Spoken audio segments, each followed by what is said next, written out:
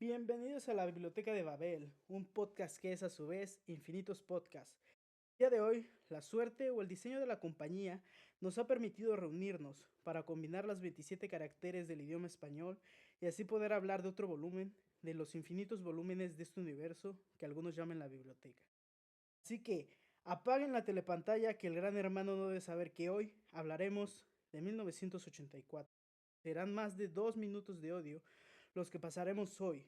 Descubriremos que la realidad es quizá más distópica de lo que Orwell jamás imaginó y que en tiempos de posverdad decir que 2 más 2 es igual a 5 ya no suena tan descabellado.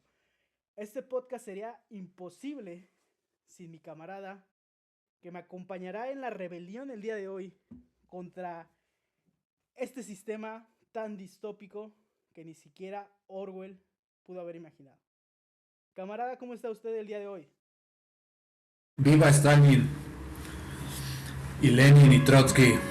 Camarada, ¿Cómo muy está buenas usted? noches. Qué jovial y magnánima introducción nos acaba de dar. Me sorprendió la verdad. Yo esperaba entrar en el cinismo de siempre. Pero al contrario, o sea, como un buen caballero de los siete reinos, hizo una gran presentación y pues es un honor estar nuevamente aquí reunidos grabando un nuevo podcast en contra del gran hermano. Es un honor grabar este podcast y estar con Obrador. Hoy que vamos a hablar mal de la izquierda, ¿no? Quizá algunos pensaran que es una sátira a la izquierda. ¿Cómo empezar con Orwell, sabes? ¿Qué decir de Orwell de que no se haya dicho antes? No, pues está cabrón. Claramente nos avienta la búsqueda en Google y pues evidentemente van a salir miles de resultados y más allá de lo que ya la IA en sí misma te sintetiza y demás. Pues bueno, o sea, la verdad es que quiero aclarar o al menos como mencionar a nuestro agradable público. La verdad es que este título, por mucho que pueda resultar, del que vamos a hablar hoy más bien, pueda resultar como un cliché dentro de cuando siempre se inician los podcasts. La verdad es que apelo a lo que puede también a ustedes sucederles como lectores, en el sentido de que mientras ustedes están leyendo X libro, de repente el mismo libro hace mención justo de otro e inevitablemente, o sea, esa referencia a la vez de nutrir más la narrativa, sin querer te deja picado y ya te está recomendando el siguiente libro que vas a leer. Entonces, si ustedes nos acompañaron en el episodio pasado, eso fue lo que inevitablemente pasó cuando estuvimos hablando de Corazón de Perro de Mikhail Bulgakov. Si mal no recordar, camarada. Sí, en efecto. ¿Cómo empezar, sabes? Yo estuve repasando las grandes novelas que se escribieron en el siglo XX y me atrevería a decir que es quizá 1984, junto con Un Mundo Feliz, ni siquiera Fahrenheit 451, Un Mundo Feliz, las dos novelas más vigentes, ¿sabes? No solo en el género distópico, me atrevería a decir que en general son de las novelas más vigentes. Y es curioso porque si bien Orwell, a comparación de otros autores como el mismísimo Joyce o Proust también, eh, quizá no innovó a la hora de crear un género o crear un estilo, como si lo hizo Joyce o el mismísimo Faulkner, ¿no? En esos saltos de tiempo tan caros. Algunos dirán que hasta fue el padre del boom latinoamericano. Orwell quizá no destaca eh, en eso. Yo diría que su estilo es más bien sucinto, es decir, es una persona que se lee muy fácil. Al- Algunos dirían que es incluso una novela escolar, pero es precisamente ese estilo tan característica de la literatura en sus inicios, es decir, la literatura como experiencia universal, la que hace que Orwell eh, sea un autor del que se merezca hablar, ¿sabes? Quisiera preguntar qué fue lo que qué fue lo que pensaste, lo que sentiste la primera vez que leíste a Orwell, porque hay algo muy característico en estos autores que son tan clásicos. No sé si a ti te suceda, ¿sabes? Se habla del Quijote eh, porque todos saben de qué va la historia. Aunque nadie lo haya leído, todos sabemos quién es el Quijote, ¿no? Lo mismo pasa con Orwell. Es un libro tan clásico, 1984, que sabemos quién es el gran hermano. Incluso el lema, sin necesidad de leerlos. O sea, es un autor que ha trascendido la propia literatura. Es necesario debatir a Orwell y más en los tiempos en los que estamos, ¿no? Pero regresando a la pregunta, ¿qué sentiste cuando estabas leyendo a Orwell? Pues la verdad es que el primer texto con el que me acerqué a Orwell fue el de Rebelión en la Granja. Creo que aun cuando el episodio se pueda centrar en 1984, probablemente podríamos estar haciendo como referencias a este texto que menciono, si estarás de acuerdo conmigo. Pues la verdad, pues fue una alegría en el sentido de que invariablemente cuando ya te empiezas a involucrar o a tomar considerablemente en serio esta actividad que se le denomina lectura, por no decirte que te estás dedicando a la literatura, porque eso ya sería algo pretencioso, pero ya en el sentido casi estricto o serio, de la palabra, en el sentido de que pues nos estamos empezando a querer dedicar a la lectura como tal, pues invariablemente te vas dando cuenta que hay textos imprescindibles, que por un lado, por quererte sentir original, con estas mismas lecturas que te vas haciendo, pues vas como omitiendo o prescindiendo, pero cuando ya al final reconoces o que por esa curiosidad dices, pues vamos a ver qué carajos está aquí escrito, pues dices, pues con razón, definitivamente este es un texto imprescindible, que cómo es posible que no me pude haber acercado antes, pero a la vez que alegría que ya lo hice, y por eso te digo que es como una alegría. Y evidentemente pues ya al ser sí Rebelión en la Granja, lo que implicó, y pues si hay un libro en el mapa, no tanto el Star Pack, no me acuerdo cómo son esos memes ahorita, el Star Pack de los mamadores lectores, con 1984, Un Mundo Feliz y cuantos otros libros parecidos, ya uno ya anda como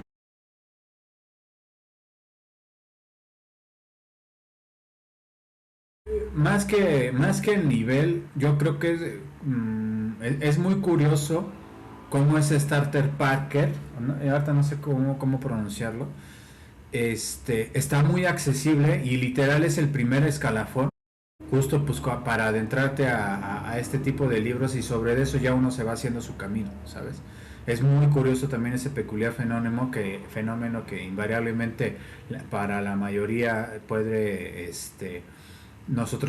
muchos podrían palomearlo, otros definitivamente van a decir pues yo ni leo, o otros definitivamente van a decir pues yo empecé a leer Dostoyevsky desde que tenía 6 años, o sea, claramente están los casos distintos, pero a lo que voy es que al final la alegría me generó en cuanto ya haberme acercado a lo que es este autor, a 1984, que si ya tenía la referencia de Rebelión en la Granja, de lo que me podía yo esperar a un texto más grueso y algo que definitivamente pues vemos en todos lados, en tanto como cultura popular, como crítica, pues más que crítica y ya más que nada referencias que se apoyan, pues películas y otras pues espacios donde sí o sí la opinión se hace ver. Entonces pues dices, pues bueno, no hay mejor oportunidad de poder ver a través de lo que ve un autor, que desde su propia fuente, desde su propia obra, evidentemente de la alegría, bueno, más que evidentemente, de la alegría yo me empecé a sentir, pues si no con dolor de estómago, sí con una asfixia y con una revoltura de estómago que dije, es que a la vez tanto ya necesito terminar de leer esto y es como, pues definitivamente sé que necesitaba ya leer esto y sé que necesitaba leerlo de sus propias, con sus propias palabras, aun cuando pues evidentemente sea ficción, pero pues, sea una ficción muy, muy, muy bien lograda, sobre todo lo que habla y decir, pues sabes qué, o sea, con la desesperanza con la que ya me sentía en esos momentos, muy cabrón que ahorita yo me haya aventado esto, pero era necesario, ¿sabes? Y evidentemente pues ya no hay vuelta atrás, ¿sabes? O sea, ya no hay vuelta atrás en el sentido de que pues no tanto que el mundo ya no puedas verlo distinto, simplemente es como de ya a partir de ahí todo se vuelve más claro. En cuanto a sentir, pues no sé si pueda ser una respuesta satisfactoria. Creo que das en el clavo al describir este libro como desesperanzador y desolador. O sea, a diferencia de Bulgakov, que en Corazón de Perro igual habla de un sistema totalitario, pero lo hace desde la sátira, eh, creo que este libro sí es desesperanzador en todos sentidos.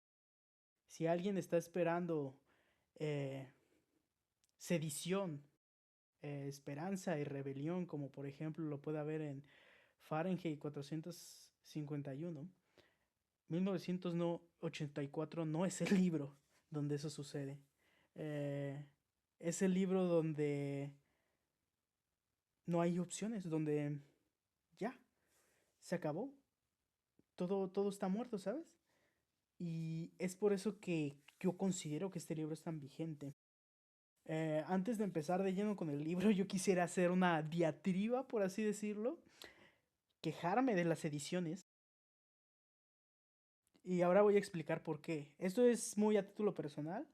Cabe aclarar que yo no tengo conocimiento de filología o traducción, es solo un juicio de valor, por así decirlo, mi opinión.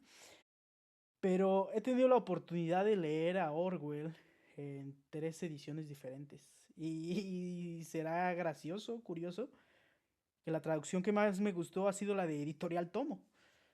Y quizá digan, quién sabe de edición, pero ¿cómo va a ser la mejor edición?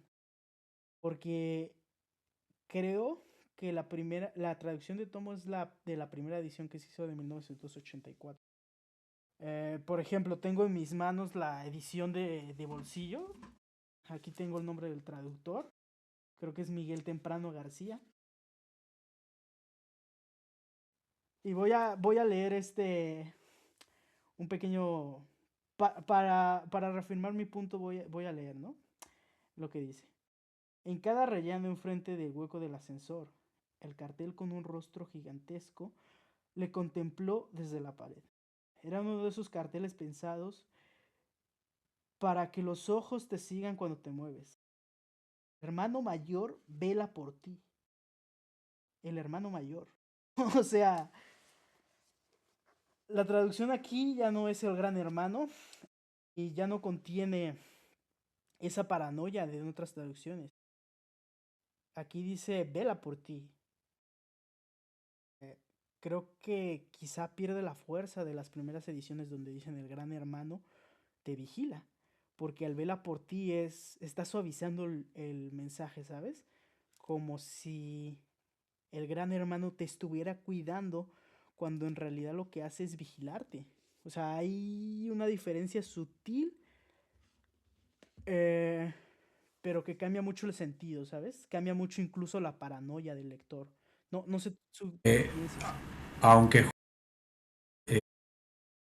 puede, eh, pues yo creo que también aquí habría que apelar a como a la, pues no quiero llamarle como desconfianza o no sé cómo llamarle, pero pues a la sutileza como con la que también cada quien uno lee, porque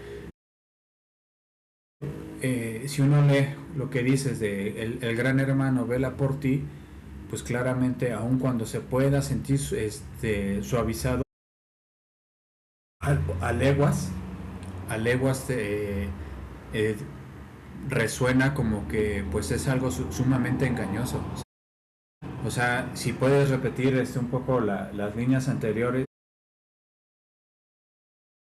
Definitivamente es un juego ahí como de traducción que termina decidiendo el traductor por qué opta por una y por otra. Aquí incluso podremos como debatir bajo qué tónica preferimos el cómo se va narrando esto. Pero yo creo que al final, pues más que una sola oración defina todo un libro, yo creo que es más bien juzgar como todo el cuerpo completo de lo que está traducido. Sobre eso decir, pues es que eh, capta esta traducción la esencia de esta manera que con esta otra yo no lo había podido percibir, que definitivamente es muy dura, pero en esta aun cuando es sutil, de resultar un tanto pues brutal la extrema vigilancia con la que el gran hermano pues está siempre 100% por sobre toda la población.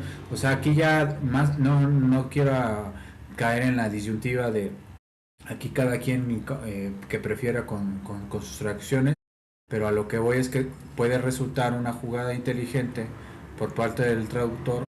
Yo tampoco sé de filología ni de principios de traducción para como poder juzgar y echar un juicio de valor todavía muy concreto, como bien menciona Daniel, pero pues de alguna forma también es en esta gran riqueza que podemos encontrar en nuestro español, percibir el por qué se escoge una palabra por sobre de otra, y si todavía queremos hacer el ejercicio de irnos al texto original, que en este caso sería en inglés, y en vez de decir pues es que la verdadera palabra es esta, ahí reitero es el juego de la misma traducción en el que dices pues qué palabra se acerca más a lo que verdaderamente quiso dar a entender este autor y a lo que en completo, desarmando la obra, esta frase puede quedar mejor a mi interpretación como traductor, ¿no? O sea, y curiosamente, estamos hablando de un tema y dedicándole unos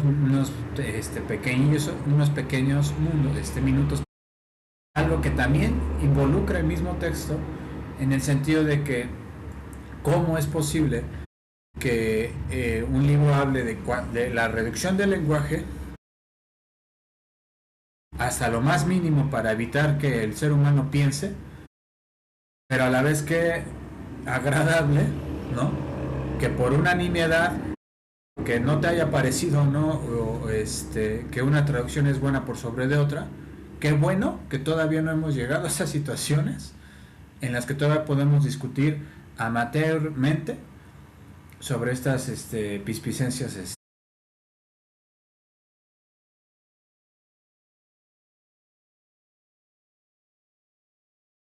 Sí, creo que haciendo un ejercicio hermenéutico y sin caer en subjetivismos, o sea, la traducción que yo prefiero y bajo la cual me voy a ceñir es la que yo leí en Editorial Tomo, porque creo que es la más acorde, ¿sabes? O sea, y esto ya lo digo más como lector,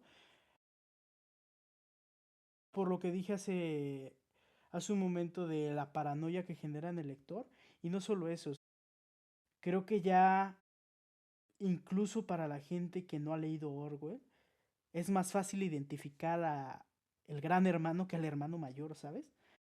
Incluso para analizando este texto, eh, pues yo siento que gran se refiere a la omnipotencia de este personaje. O sea, al decir gran, estamos magnificando a este personaje y decir hermano es esa falsa idea de igualdad que hay, ¿sabes?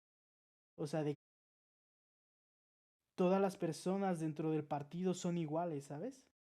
El discurso que se da al final de Rebelión en la Granja, todos los animales son iguales, pero hay algunos más iguales que otros, ¿no? Esto es lo que lleva a Orwell hasta sus últimas consecuencias en este libro, ¿no?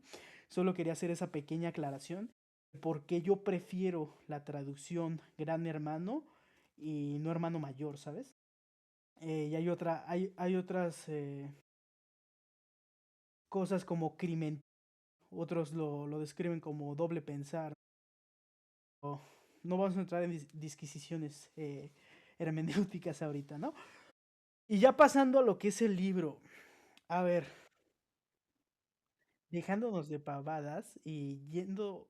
Antes de dar ese paso, yo sí quisiera como dedicarle unos minutillos breves a un poco como al contexto de quién es Orwell en términos generales y algo que definitivamente en la tarea que yo hice antes de venir a hacer el episodio, pues que sí me llamó muchísimo la atención, en el sentido de que pues fue alguien que estuvo pues prácticamente al frente de situaciones que como no iban a dar una visión absoluta totalitaria, ¿no? En cuanto a pues todo lo que sucedió en el siglo XX, es decir, de entrada, de entrada, por aquí había encontrado que su verdadero nombre, y en el cual incluso si decidieran a visitar la tumba de este señor,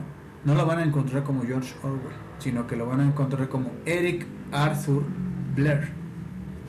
Incluso el hijo que tiene se llama Richard Blair, no Richard Orwell. George Orwell resultó ser un seudónimo con el que publicó su primera novela en aras de para no avergonzar a su familia. Ahí tenía como pues dudas en el cual involucrar por su nombre con todas las cosas que ya estaba como queriendo empezar a escribir, y es como termina optando por Orwell. Y resulta que incluso este nombre, de entrada, el nombre de George es en homenaje al santo patrono, de Inglaterra, y Orwell al emblemático río Orwell de Suffolk, obviamente, evidentemente, de allá de Inglaterra. Y literal, aquí tengo la nota, y que según dice por ahí la anécdota, que todavía el hecho de que el apellido del cual eligió como seudónimo de la O, y ustedes podrán notarlo si ustedes van a una biblioteca o una librería, de las primeras O's cuando busquen en un librero, el primero que les va a aparecer es Orwell, ¿no?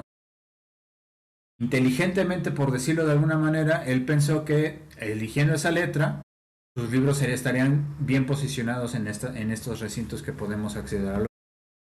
Eso es por una parte, es así como dato de vital importancia, ¿no? Un pinche genio, ese Orwell, esa no me la sabía. De entrada, ¿no? O sea, de entrada. Lo otro que sí ya va a empezar a resonar, y evidentemente va a decir cómo chingados cómo no terminó escribiendo sobre esto y plasmando todo lo que vivió en un texto como ese. Una vez estallada la guerra civil de España, él prácticamente se fue a luchar en contra de Franco, ¿no? Junto con los republicanos. Si ustedes buscan ahí una foto de los militantes, hay una foto que encontré ahí que todos los españoles así bien bajitos y ese cabrón el más alto hasta atrás. Muy curiosa la situación. Este compa fue corresponsal por parte de un periódico local en España directamente, y que se alistó a las filas del Partido Obrero de Unificación Marxista. Entonces, curiosamente, estar en el frente tanto como corresponsal y a la vez peleando en las filas, ¿no? de la libertad de España para que en el entonces o sea, vean la situación en la que evidentemente está luchando contra un totalitarismo como lo era la dictadura de Franco, pero lo que también estuve encontrando por acá resultó que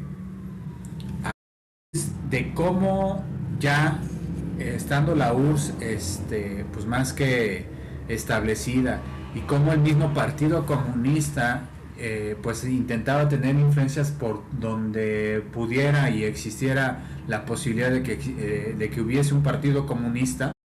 El hecho de cómo se filtraba la información y cómo se manejaban la propaganda hasta las cuadrillas que nada más terminaban siendo de 4 personas, pero esa, esa firmeza con la que se manejaba la información, evidentemente podemos verla tanto representada y fotografiada y hasta más en 1984 y más.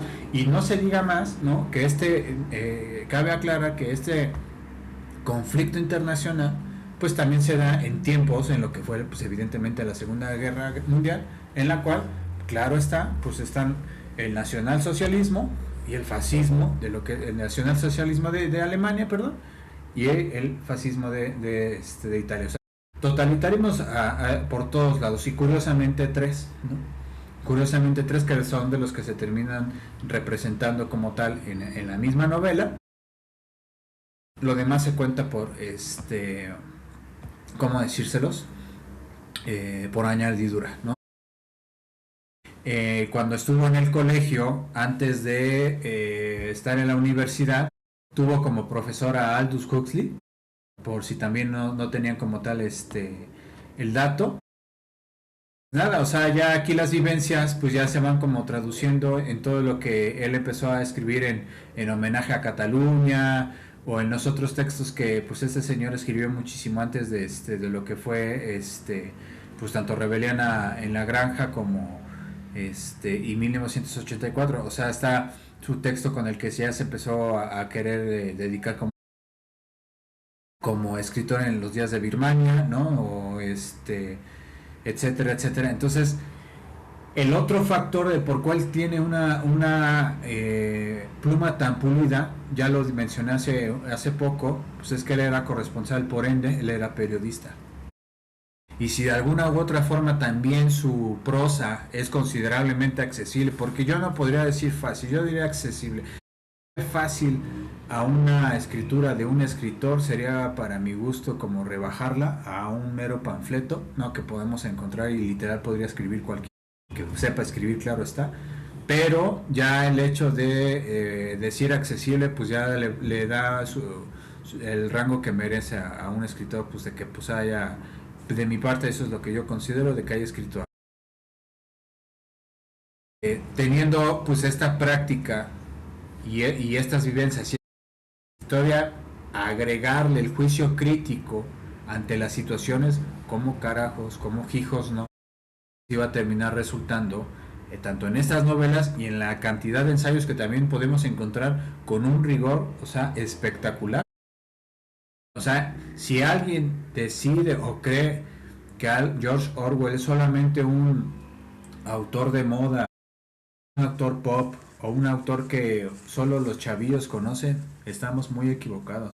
Nosotros bien podemos no solo hacer un episodio de podcast sobre este señor, sino que bien podríamos nosotros, en dado caso de tanto de escribir un artículo académico o cualquier otra cosa, citarlo con la seriedad total del mundo, ¿eh?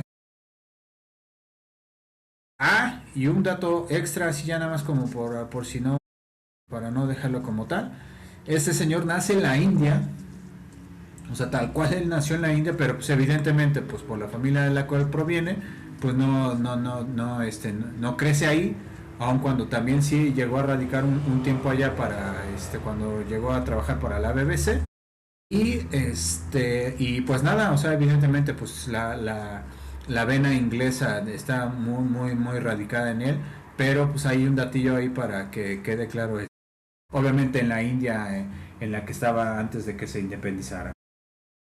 Entonces, otra cuestión, cómo no ver también la cuestión totalitaria de lo que pues, fue el Imperio Británico. Totalitarismos al por mayor este señor vivió, y pues sería como en cuestión los minutos que sí o sí yo quería, no solamente por arrebatar el micrófono, sino que creo que se merece el público que se acerca por primera vez a este autor conocer, y por otra parte Ahorita ves, sin querer, ahorita tú lo acabas de mencionar, no tenías idea de un datillo que acabo de mencionar. Entonces, de mi parte, en cuanto a contexto, en cuanto a Orwell, creo que es lo único que me gustaría como aportar. Como la Biblioteca de Babel es un podcast que se bifurca en otros podcasts y a la vez un libro que se bifurca en otros, pues 1984 no es la excepción, ¿no? Y ahorita que hablamos de totalitarismos, está viniendo precisamente Hannah Arendt a la mente, ¿no? En su libro Los orígenes del totalitarismo, lo que ella menciona es que un sistema totalitario, las únicas condiciones donde se puede dar un sistema totalitario propiamente dicho, es en el socialismo, ni siquiera en el fascismo. Lo que te dice es que para que el totalitarismo se perfeccione o llegue hasta sus últimas consecuencias, es necesario un sistema tan, es necesario un sistema tan, donde el Estado esté tan presente que solo se llegó a lograr en la URSS, es lo que menciona Hannah Arendt, ¿no? Curioso esto, ¿no? Y bien, ahora ya que hicimos una introducción y un contexto de lo que fue Orwell, ahora sí ya pasamos al libro, ¿no? ¿Qué podemos decir de este libro? Repito, uno de los libros más vigentes del siglo XX, si no es que el más vigente, ¿no? Me llegan a la mente también las palabras de Oswald Spengler. En La decadencia de Occidente, lo que Spengler dice es: autores como Strindberg o Henry Ibsen escriben muy bien, eso es muy cierto. Y lo que vaticina Spengler es: sí, pero no basta con escribir bien. Piensa de aquí a 50 años qué tan vigente va a estar tu obra. Y vaticinó que él pone el ejemplo de Casa de Muñecas, ¿no? Es una obra de Henry Ibsen.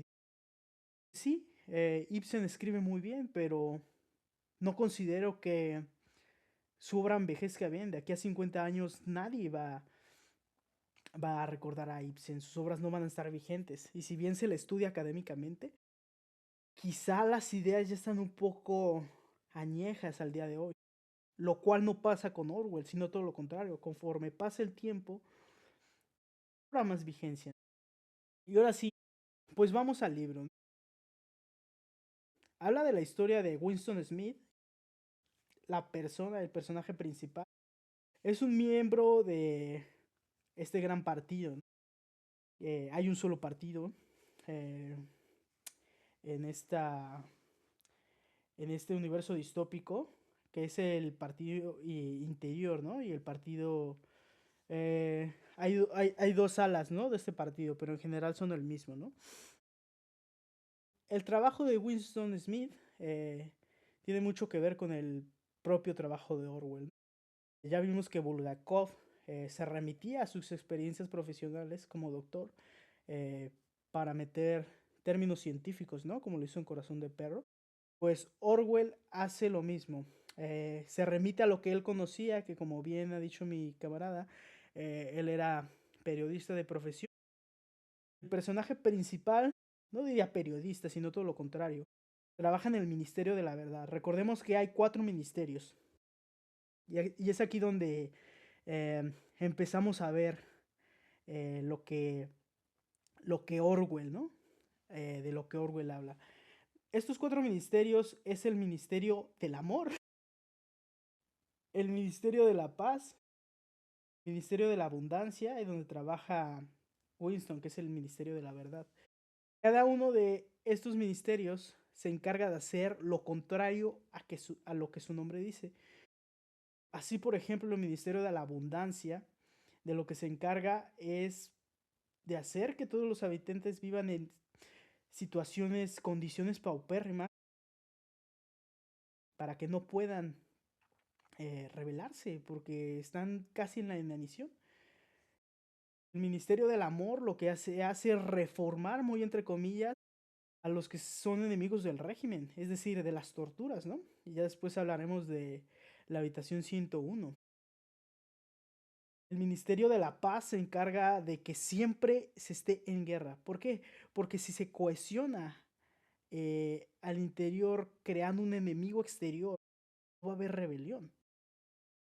Y el Ministerio de la Verdad, que es donde trabaja Winston, se encarga de modificar la historia. Modificar, borrarla, o como lo menciona uno de los personajes, se encarga de vaporizar a muchas de las personas no deseables. Entiéndase vaporizar como un eufemismo de matar, como de hecho lo hacen en el libro. Y es curioso porque algo de lo que actualmente se ve, ya fuera de la literatura, es algo de lo que Orwell nos advertía. En el libro se maneja la neolengua. ¿Qué es la neolengua? Digamos que hay modificaciones al idioma inglés para compactarlo lo más posible. Y uno pensaría que esto es quizá algo pragmático. Si en lugar de decir Ministerio de la Verdad decimos Minver, pues es más fácil. Alguien podría aducir que es economía del lenguaje.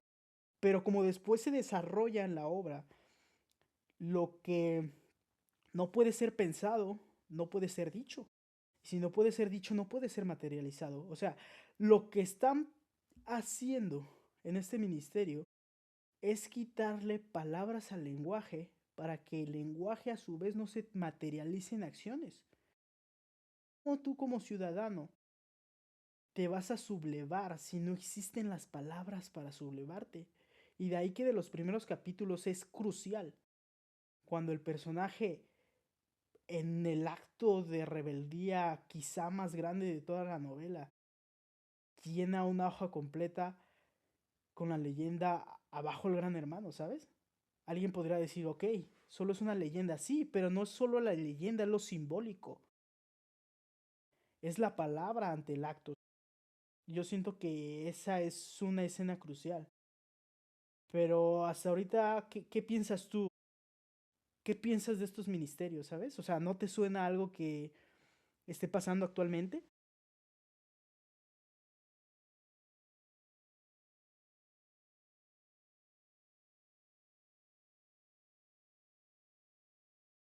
Tienen muchas cosas. Bien mencionas por ahí, no recuerdo bien dónde leí que tú te acercas por primera vez a 1984, te sucede el golpe que inevitablemente, y después te enteras que existe evidentemente el origen del totalitarismo de Hannah Arendt, y que después de leerlo y comprenderlo en la medida de lo posible y vuelves a acercarte a 1984, vas a ver otras cosas que no viste del primer principio. Eso quiere decir algo, o sea, quiere decir que no es una mera novela panfletera o una mera novela con la cual pasar el tiempo y en la cual solamente vamos a tener chaquetas mentales al por mayor y decir sí, es que esto es lo que está pasando, definitivamente ya estamos en esos tiempos. Yo creo que no llega a ese tipo de precocidad, al contrario, vean qué libros o se están mencionando. El origen del totalitarismo de Hannah Arendt, visto desde obviamente otra óptica, evidentemente vista desde los mismos tiempos, con otra tipo de terminologías y argumentación que en este caso ya tiene que ver junto con lo filosófico. A lo que voy es de entrada es que no es un texto no quiero atacar lo que estabas comentando tú, Dani, pero o sea, no es solo un texto escolar, de que solamente lo leíste en X año de secundaria, preparatoria o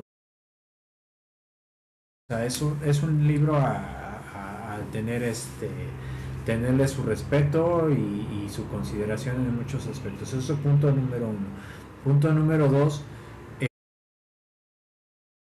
yo creo que antes de seguir como pues balanceando o aventando dardos a todo lo que evidentemente abarca este texto, algo que a mí me hizo sentido, curiosamente, aun cuando este texto ya tiene unos meses leí, pero reitero, o sea, ya no hay vuelta atrás y no es porque ya cada cámara que veas ya veas al gran hermano, no, ya no se trata explícitamente de eso, o sea, ya es entender. Y yo la mejor manera en la que veo, no necesariamente al gran hermano, pero sí la manipulación de la verdad, esa es como creo que la pregunta conforme a mi tendencia de querer entender un texto desde sus profundidades más que la superficie y de los tantos temas que habla. Evidentemente, cada ministerio, ya vamos viendo nosotros después, sí, bien tienen esos nombres, pero aun cuando a nosotros sea nuestro primer acercamiento con esos ministerios en cuanto a lectura y digamos, güey, pues claramente no tienen nada que ver con lo que se supone que, pues, en tanto amor, en cuanto a abundancia, en cuanto a verdad, se supone que tendrían que ser, ¿no? Si se supone que un ministerio tendría que, ¿no?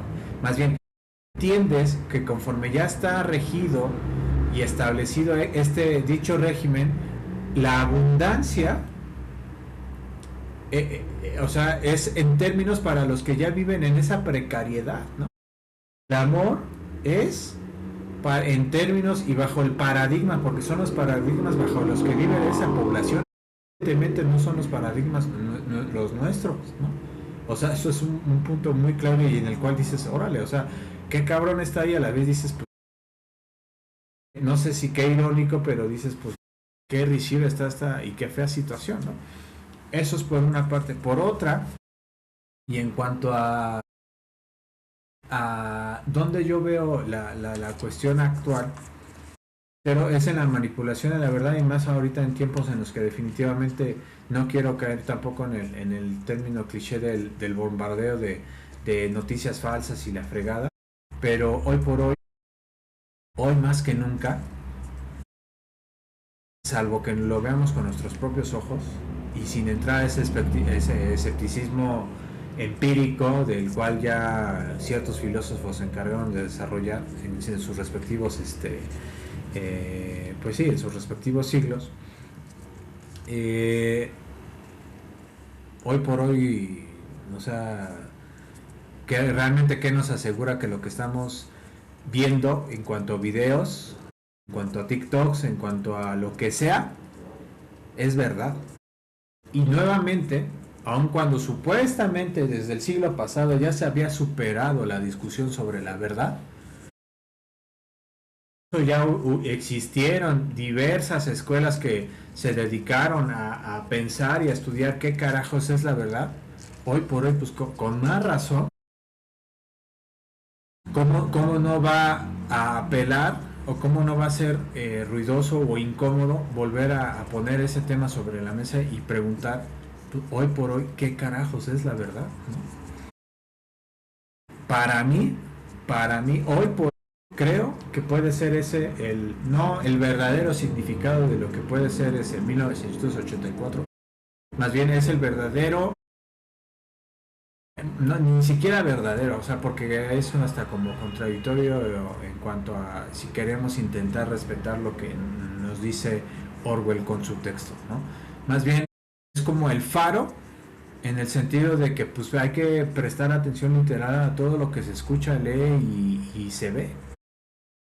O sea, para mí va ahí un tanto ahí aplicado porque reitero, o sea, uno podrá meterse a cuanta disque fuente tiene a su disposición y aún así, curiosamente, entiéndalas como se puedan entender, evidentemente no son las digitales, son hoy por hoy creo que las más las más confiables, ¿no? Y aún así, o sea, ¿hasta qué punto llegó la exageración más que advertencia? Porque yo quiero como poner en el entredicho en este episodio y poner como a punto a debatir tanto contigo Dani como con nuestros escuchas.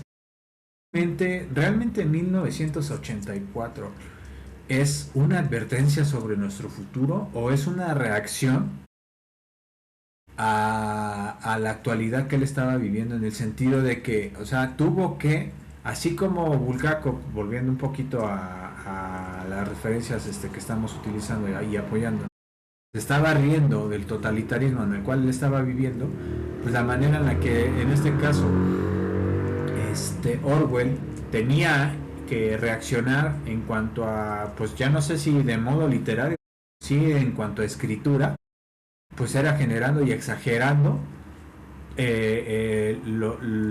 prácticamente lo que le faltaba a cualquiera de los totalitarismos en los que él estaba involucrado y él vivió como tal, lo que le faltaba a cada uno, o sea, prácticamente terminó en su cabeza lo que les faltaba y hay casi como el príncipe de Maquiavelo y el manual para cómo gobernar, ahí prácticamente casi es el manual de cómo está, cómo hacer, cómo ser hacer un gobierno totalitario.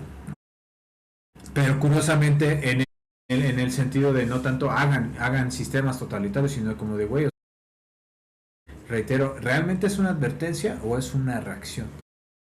Y pues justamente mencionaba, más bien se me fue un poquillo de la onda, ahorita lo vuelvo a mencionar, pero yo creo que mi comentario va por ahí en ese sentido. Retomando un poco a lo que dice Todorov, la política muchas veces tiene tintes teológicos. No podría ser de otra forma en 1984. Cabe aclarar que en esta ficción, muy entre comillas, la religión se ha abolido. De hecho, hay una escena donde uno de los personajes es vaporizado por mencionar la palabra Dios. Aquí se abolió, está prohibido hablar de Dios y no existe otro Dios más que el Gran Hermano.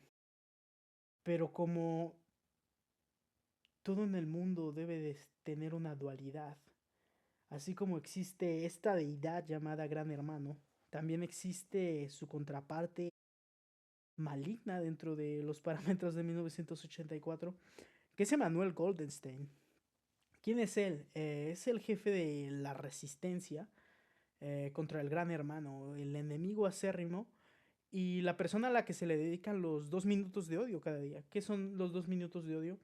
Eh, digamos que es de las pocas tradiciones o de lo poco ritualístico que aún queda en este mundo totalitario y carente de sentido, ¿no? Como lo es el universo donde se escribe este libro, ¿no? Los 2 minutos de odio son básicamente desgañitar contra este personaje, es decir, vituperarlo, eh, decirle, echarle la culpa básicamente de lo que está mal en el Estado. Es el chivo expiatorio de lo que pasa en Oceanía, si no mal recuerdo se llama el continente. Así que todo lo que está mal en el Estado no es culpa del Gran Hermano, no es culpa del partido interior, no es culpa ni de los proles. Cabe aclarar que este no es un término despectivo que yo utilizo, lo utiliza el libro, sino es de Manuel Goldstein. Y es curioso porque se habla de este libro que escribe Goldenstein, que es aquí donde el libro se pone riguroso, cabe aclarar. Deja de ser literatura para ser teoría política, historia incluso diría yo. Como respuesta al camarada, cabe aclarar que yo nunca dije que 1984 era un texto escolar, yo nunca eh, lo denigraría de esa manera. Digo que muchas veces por su estilo sucinto pareciese que lo es, pero este libro, definitivamente, este capítulo en específico, es de lo más riguroso que está en este libro. Para empezar, ¿de qué se trata este libro eh, que escribe Goldenstein? Pues bueno, digamos que empieza a desentrañar los ministerios, cómo funcionan cada uno. Teoría y práctica del colectivismo oligárquico, ¿no? Exacto, o sea, ya desde el nombre. ¿Me repites el nombre, por favor?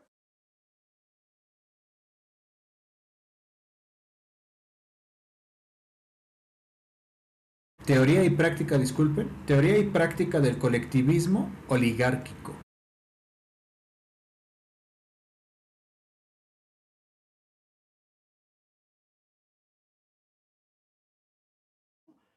Y lo que empieza a hacer es, aparte de desentrañar eh, lo que hace cada ministerio, también los tres lemas del INSOC, ¿no? La guerra es la paz, la libertad es la esclavitud, la ignorancia es la fuerza. O sea, ya desde estos lemas nos estamos haciendo una idea de qué tipo de sistema totalitario es este, ¿no? Lo que me llama la atención es cuando él empieza a hablar de todos estos ministerios, el por qué dice que son útiles para el Estado.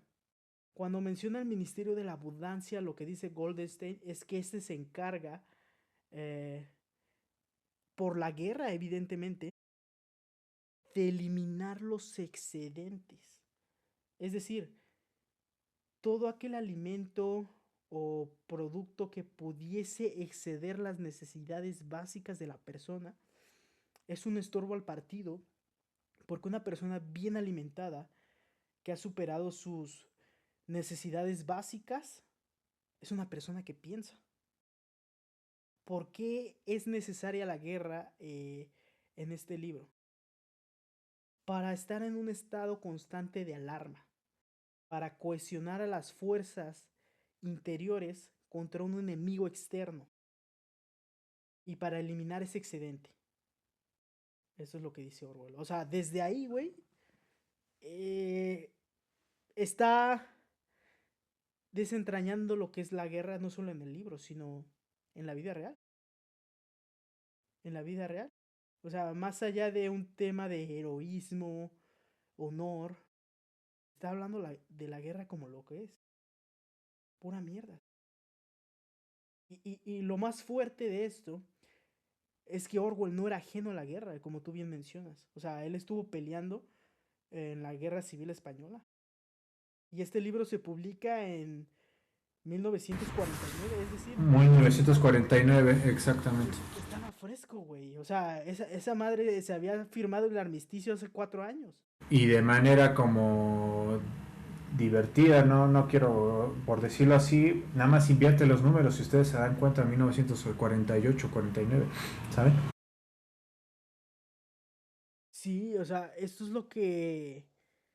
Verga, o sea, esto es lo que te hace ver cómo Orwell es un güey que sabe de lo que habla. Es decir, cuando habla de la manipulación de la información, de lo que se va a hacer con el discurso, qué se va a hacer con la verdad, y después güey, esa conversación, yo siento que es de las más crudas de la literatura. Cuando está O'Brien y Winston en la habitación 101, que es la habitación 101. Imagínese usted su peor miedo. Pudiese ser o no mortal, dice el mismísimo O'Brien. Pudiese ser algo irrisorio incluso. Pero a usted le da más miedo que nada. Imagínese ser torturado con eso. Eso es la habitación 101. Y en una charla que se tiene el personaje con O'Brien, es el famoso discurso de si el partido dice que 2 más 2 es 5, 2 más 2 es 5. No existe algo que corrobore que 2 más 2 no es 5. Hemos cambiado la verdad. La historia la hemos cambiado a nuestro modo. ¿Desde hace cuánto 2 más 2 no ha sido 5? Si nosotros podemos dictaminar que desde hace 1000 años 2 más 2 ha sido 5. ¿Sabes? Este es de los discursos más crudos en literatura. Porque hace dudar al lector también, ¿sabes? A mí como lector me hizo dudar. O sea, se cae en un nihilismo absoluto. En nihilismo en el sentido de que todos los relatos han muerto. La verdad carece de significado también. Siento que eso es lo que te lleva a Orwell con este discurso de 2 más 2 es 5.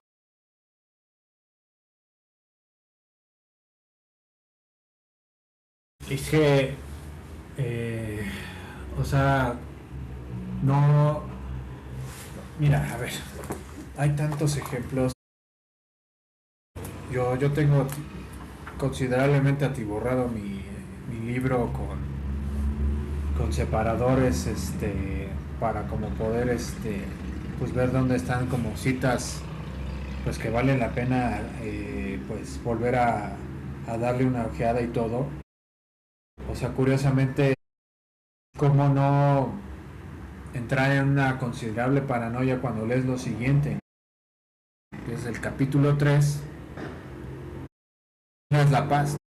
Curiosamente ese libro se divide, se capitula conforme los preceptos, ¿no? Que el partido todos los días menciona.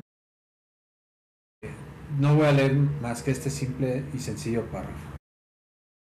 La división del mundo en tres grandes superestados fue un acontecimiento que podía haberse previsto y de hecho se previó a mediados del siglo XX. O sea, ¿cómo carajos no iba a resultar obvio que el mundo prácticamente se iba a convertir en tres fronteras o en tres o en, Como dice Jalife.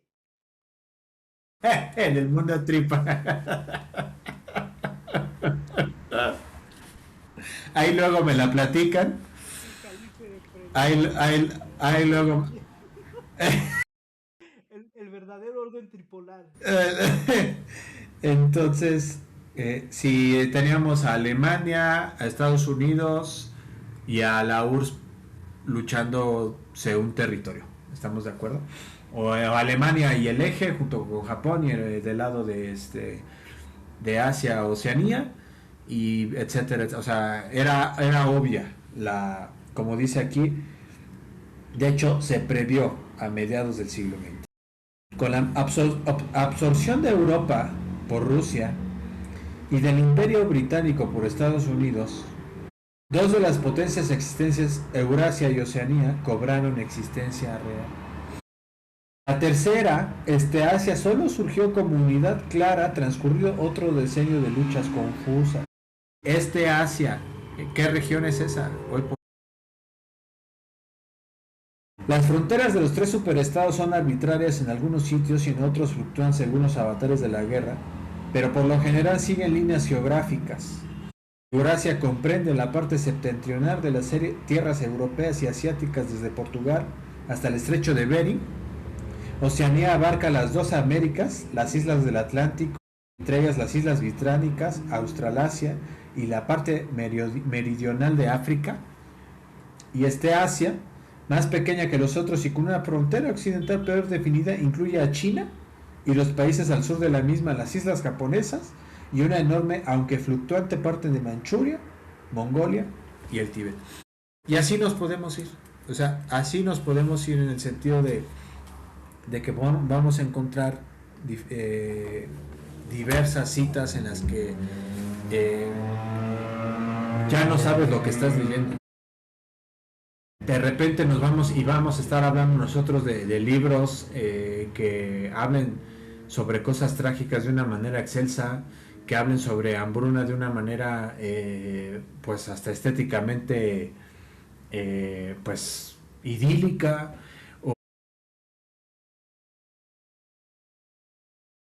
La literatura se manifiesta de diversas formas, pero cómo o en dónde, cómo describir lo que lees en 1984.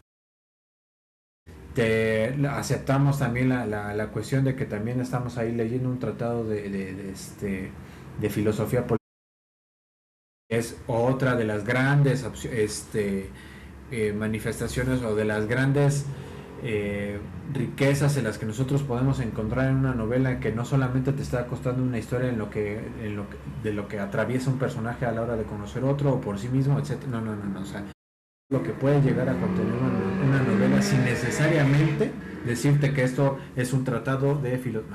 O sea, simple y llanamente 1984 abarca todo esto, sí, pero a la vez también cuando uno se va encontrando con esto, aun cuando nos interpele o no a nuestra realidad y que ya digamos es que esto ya me suena a algo que ya haya vivido, cuando uno lee este libro una de las tantas preguntas que yo me hago es, ¿qué estoy leyendo aquí?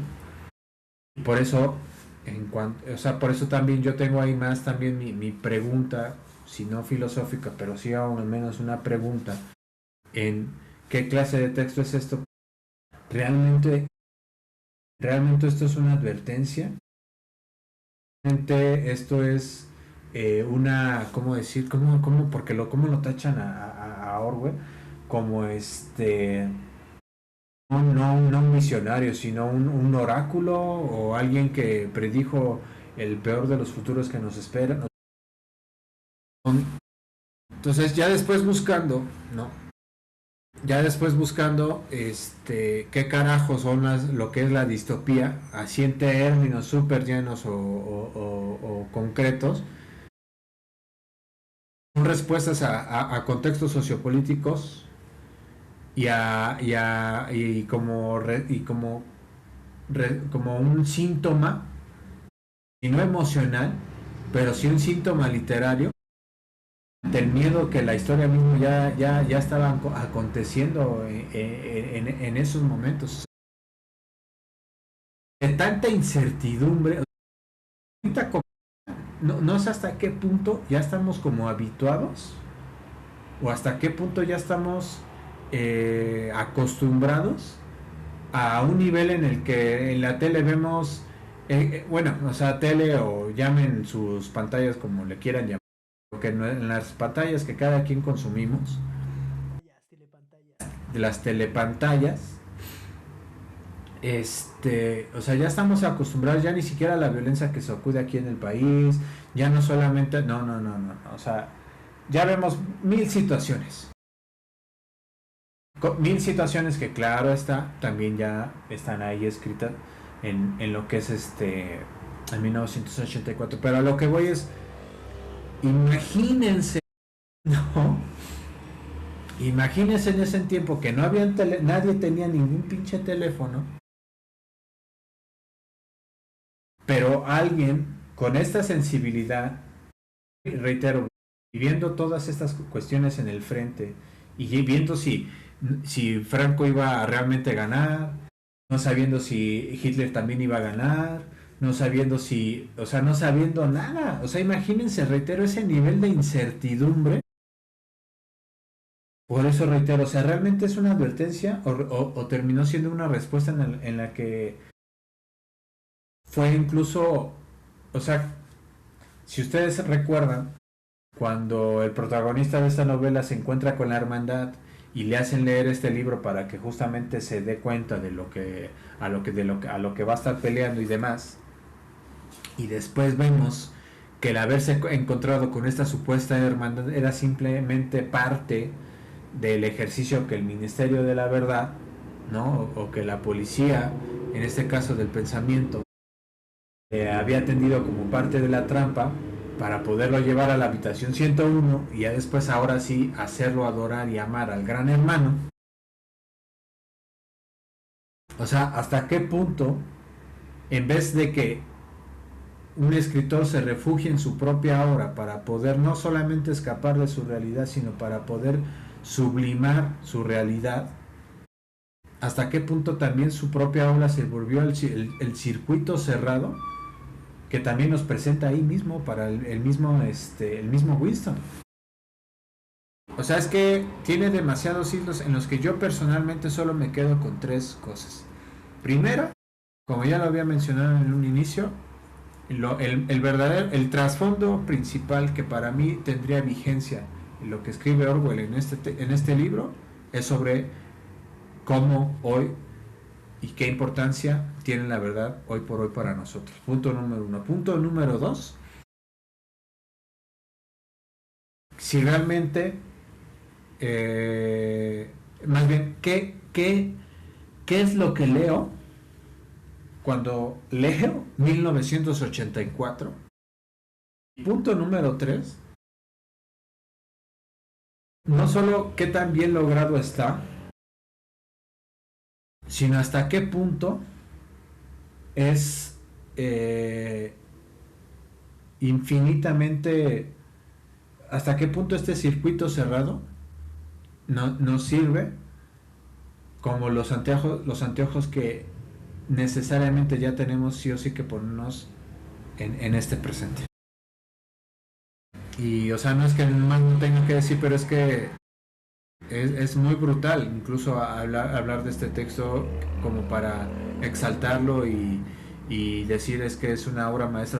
Probablemente lo sea, sí, pero también curiosamente nuestros tiempos no ameritan justamente que solamente hablemos de este libro en pos de hablar un libro en sí mismo. Al contrario, pongamos atención en lo que estamos leyendo y no solamente lo dejemos para mero entretenimiento y lo dejemos en el checklist de que ya es una lectura más que ya tenía pendiente. No, al contrario, qué va a suceder una vez que leamos esto y qué qué iniciativas para con nuestras vidas nosotros vamos a tener con esto.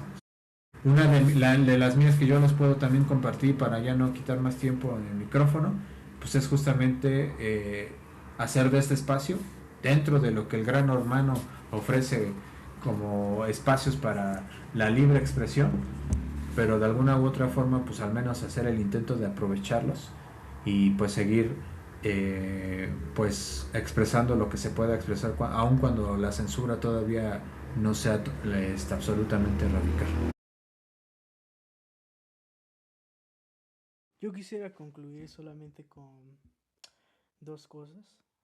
La primera de ellas, recalcar el compromiso intelectual de Orwell. A pesar de ser un autor que catalogaríamos dentro de izquierda, a diferencia del pinche feo de Sartre, él sí tuvo el valor de señalar lo que estaba haciendo la izquierda. Recordemos que Sartre se enemista precisamente con Camus, porque es lo que él dice, le dice, independientemente de si soy de derecha o no, si la izquierda lo está haciendo mal, cabrón, y debemos de denunciarlo, es nuestro compromiso intelectual. Y es lo que hizo Orwell, ¿sabes? O sea, él no le tembló la mano al decir, ¿sabes qué, güey? Las cosas están así y así. O sea, Orwell, Solzhenitsyn, eh, Varlam Shalamov, que es otro autor ruso, güey, son gente, güey, que tiene ese valor, güey, de escribir y en momentos tan difíciles, ¿no? Y la última cosa, quizá la más terrorífica del libro, al menos para mí, es cuando están en este mismo debate, ¿no? Y que O'Brien le confiesa a Winston que quizá el gran hermano ni siquiera exista, y quizá nunca ha existido, y quizá Golden tampoco existe, ¿sabes? O sea, creo que es lo más terrorífico, o sea, que el gran hermano ni siquiera exista. Y yo, si entre existe o no, prefiero callar para no terminar en la habitación 101. Usted hable, total. A todos nos van a llevar ahí. No, no, no. La verdad es que sí se volvió esto un poco tenebroso y no hubo como tanto cotorreo como comúnmente suele suceder nosotros. Pero es que es a lo que vamos. O sea, para no solamente recaer o intentar yo poner un poco una especie como de chaleco salvavidas, aunque pueda resultar absurdo e innecesario. ¿Libros como estos serán necesarios? Probablemente sí. Probablemente sí, porque aun cuando nos encontramos, reitero, a textos que nos hacen ver los las aristas que la vida en sí misma es como tal, evidentemente una de las más crudas y profundas y las que definitivamente no tan fácil nos atrevemos a ver es este libro. Si no sobrevive uno después de leer esto y aún así logra sobrevivir a su día a día, sea cual sea el objetivo que cada uno tenga, entonces ahí sí estamos perdidos. Entonces aquí más que decir algo que me lleva a la habitación 101, aun cuando el mundo resulta desesperanzador, pues mientras sigamos en pie, todavía tenemos una oportunidad tanto de alzar la voz y de realizar cualquier cosa que valga la pena realizar por cada uno de nosotros. Definitivamente. Abajo el gran hermano, camarada. Y abajo. Y abajo el gran hermano. Y abajo. Y viva AMLO. No es cierto. No, usted sí quiere evitar a toda costa la habitación 101. Ahí luego me la platican con el orden triple. Ya hablando de autores desesperanzadores, quisiera hacer un pequeño spoiler quizá de lo que será el siguiente capítulo. No diga la sorpresa, pero sí es un autor desesperado. Yo diría que no, para usted sí. Para usted dice que para mí no. Y justamente de eso vamos a hablar, justamente evidentemente el siguiente capítulo.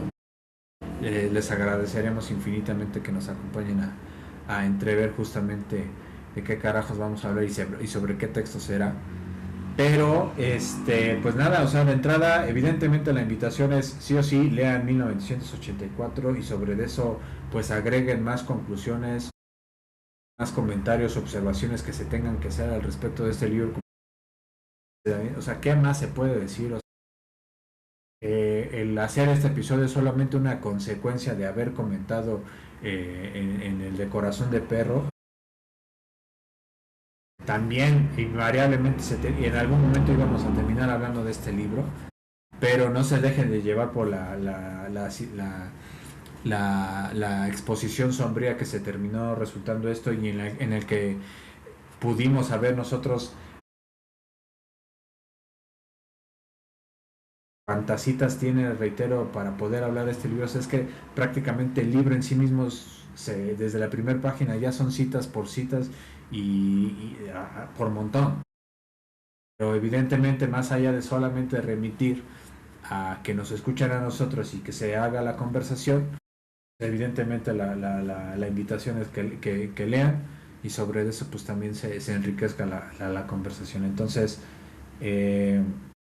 sí, evidentemente para Daniel es un autor desesperanzador. De mi parte no lo es, porque el término esperanza para mí implica ciertas conceptos que no sé si apliquen para con este caso, pero pues seguramente pues es lo que estaremos debatiendo y un poco más. Entonces, pues Daniel, muchas gracias por este sombrío y enriquecedor episodio y charla. Gracias a la compañía también que se conjuró para dejarnos charlar. Al gobierno de Claudia Sheinbaum también, que nos financia para hablar bien de ellos. Y para saber que Alemania perdió contra Ecuador sorpresivamente. Una lástima. ¿Qué le digo? Pero esas son ajá. y luego dicen que el funable soy yo. Ahí se las dejo. Ahí luego me la platican. Para que para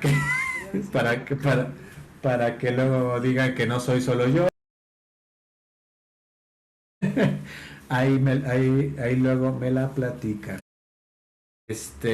Caballero, nos vemos en la próxima. Le agradezco a ustedes, a todo el auditorio que nos escuchan. Vayamos en paz. Vayamos en paz y a seguir leyendo.